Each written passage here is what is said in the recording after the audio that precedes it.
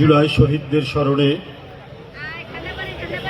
12টা 1 মিনিটে মোমবাতি প্রজ্বলনের এই অনুষ্ঠানে জাতীয়তাবাদী ছাত্রদল আয়োজিত এই অনুষ্ঠানের সভাপতি রাকিব, অনুষ্ঠানের সঞ্চালক নাসির, আমান, শ্যামল মালুম, ঢাকা বিশ্ববিদ্যালয়ের নেতৃবৃন্দ সহ উপস্থিত সকলকে আমি সংগ্রামী শুভেচ্ছা জানাচ্ছি। গতবারের মতো এবারেও আপনারা এই স্মৃতিতর্পণ অনুষ্ঠানটি করছেন মোমবাতি প্রজ্বলনের মধ্যে দিয়ে। এই আলোক শুধু সাময়িক নিশীথের অন্ধকার ঘুচাবে না, এই আলোক ভুবন ভরা আলোক হয়ে থাকবে।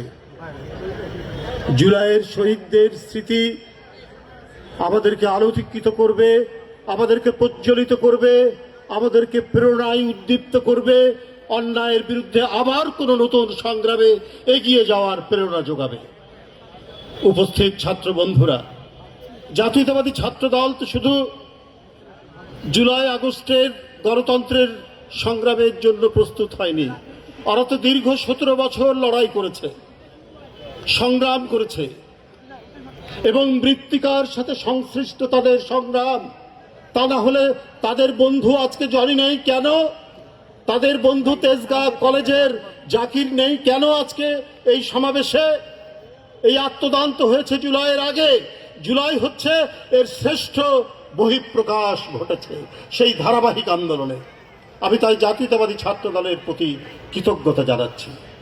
অভূতপূর্ব এই আন্দোলন, উদ্দীপ্ত এই আন্দোলন। আমি চীনের প্রাচীর দেখিনি, আমি আবু সাইদের বুক দেখেছি।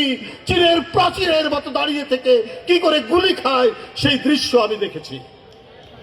আমি হিমালয় পর্বত দেখিনি, আমি ওয়াসিম আকরাম চট্টগ্রামের হিমালয় পর্বতের মতো দাঁড়িয়ে থেকে কি করে তপ্ত বুলেটকে নিজের বুকের মধ্যে বরণ করতে হয় সেইটি আমি শুনেছি, সেইটি আমি দেখেছি।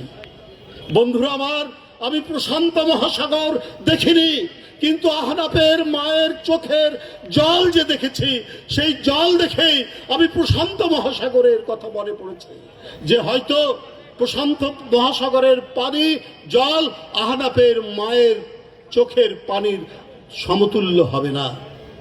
বন্ধুরা আমার, তাই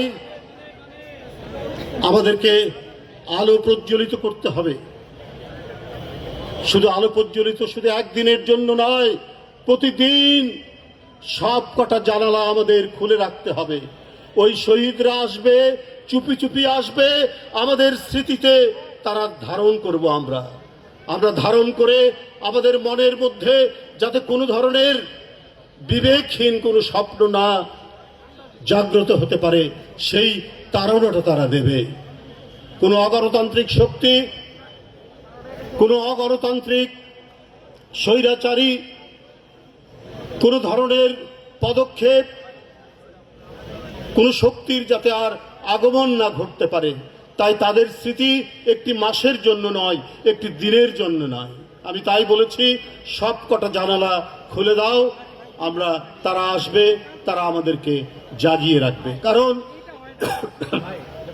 ফ্যাসিস্ট পরাজিত হয়েছে বটে, কিন্তু তার ভগ্নাংশ, তার অবশিষ্টাংশ এখনো কিন্তু রয়েছে নানা জায়গায়।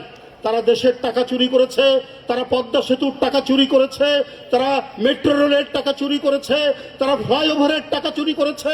ওই টাকা তো সব শেষ হয়ে যায়নি, এখনো আছে। ওরা গ্রামগঞ্জ তৃণমূল থেকে আদার বাদার প্রত্যেকটি জায়গায় সন্ত্রাস আর রক্তের হোলি খেলা খেলতে পারে, তার বিভিন্ন আলামত আমরা বিভিন্ন সবাই দেখতে পাচ্ছি। তাই জাগ্রত তরুণ সমাজ, ছাত্র সমাজ, তারা কোনোদিন ঘুমায় না, ইতিহাস সেটি বলে না, তারা জাগিয়ে থাকে। তাদেরকে আরো লড়াই, আরো সংগ্রাম, আরো উদ্দীপ্ত পথ চলা মিছিলের জন্য তাদের প্রস্তুত থাকতে হবে। বন্ধুরা আমার, আপনারা জাতীয়তাবাদী রাজনীতি, ছাত্র রাজনীতি করেন, আপনাদের ছাত্র সংগঠনের সাথে জাতীয়তাবাদী কথাটা আছে।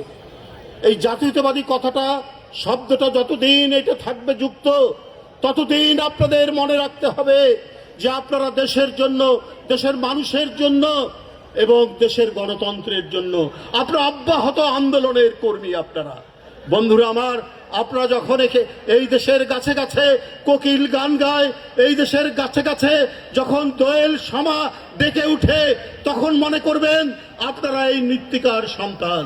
তাই বন্ধুরা আমার, আমাদের নেতা তারেক রহমান, তার কাজ দেখেও মনে হয় আপনারা প্রত্যেকেই আমরা জাতীয়তাবাদী। বন্ধুরা আমার, তিনি শুধু কৃষক কার্ড নয়, তিনি শুধু ফ্যামিলি কার্ড নয়, তিনি রেড সিগন্যাল দিচ্ছেন, সেই রেড সিগন্যালে প্রধানমন্ত্রীর গাড়ি দাঁড়িয়ে যায়। এইটাও একটি জাতীয়তাবাদী চিন্তা চেতনা দর্শনের বহিঃপ্রকাশ। তাই আপনারা সেই তারেক রহমানের আদর্শিক সন্তান। আপনাদের সময় হয়ে গেছে। আমি আজকের এই যে মোমবাতি প্রজ্বলনের এই অনুষ্ঠান সার্থক হোক, সফল হোক, সেই শুভকামনা জানিয়ে আমার বক্তব্য শেষ করছি। ধন্যবাদ সবাইকে, শুভেচ্ছা সবাইকে।